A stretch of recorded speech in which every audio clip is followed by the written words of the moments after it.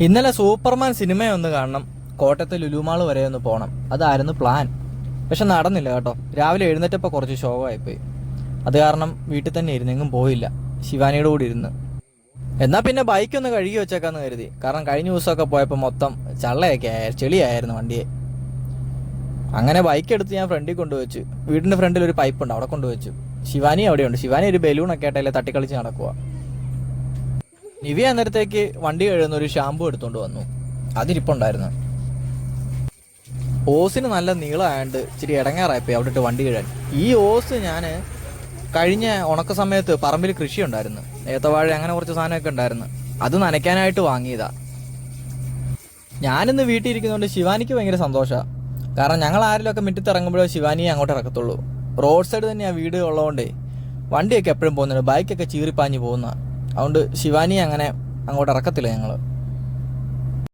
വീട്ടിൽ വലിയ കാര്യമായിട്ടുള്ള കഴുക്കൊന്നും നടക്കത്തില്ല കേട്ടോ. കുറച്ച് ഷാമ്പു ഒക്കെ ഇട്ട് പതപ്പിച്ച് വെള്ളം ഒഴിച്ച് അടിച്ചും കളയും.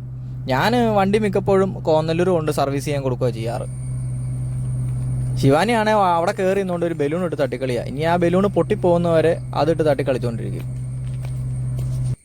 വണ്ടി എന്തായാലും ഞാനൊന്ന് പെയിൻറ് ചെയ്യാനിരിക്കുക. അലയുടെ അവിടെയൊക്കെ മൊത്തം വണ്ടി ഇരുന്ന് കുറച്ച് കളർ മങ്ങിയിട്ടുണ്ട്, അതൊക്കെ ഒന്ന് വൃത്തിയാക്കണം. ഈ മഴയൊക്കെ ഒന്ന് കഴിയാനായിട്ട് വെയിറ്റ് ചെയ്യുക. പിന്നെ മൊത്തത്തിൽ ഒരു തിരക്ക്, അതുകൊണ്ടാണൊന്നും പറ്റാത്തത്. ചോറ്, ചായ,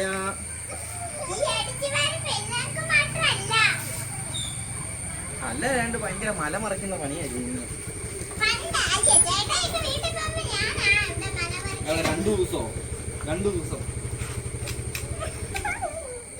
അതിനിടയ്ക്ക് അനിയത്തി കയറി വന്നു. അനിയത്തിയായിട്ട് ചുമ്മാ ചൊറിഞ്ഞ് വഴക്ക് പിടിച്ച്. എൻ്റെ വൈഫിൻ്റെ അനിയത്തി, അതെ, ശിവാനിയുടെ ചിറ്റ. ഞങ്ങൾ ഇടയ്ക്കിടയ്ക്ക് ചുമ്മാ വഴക്കുണ്ടാക്കും, ഒരു രസം.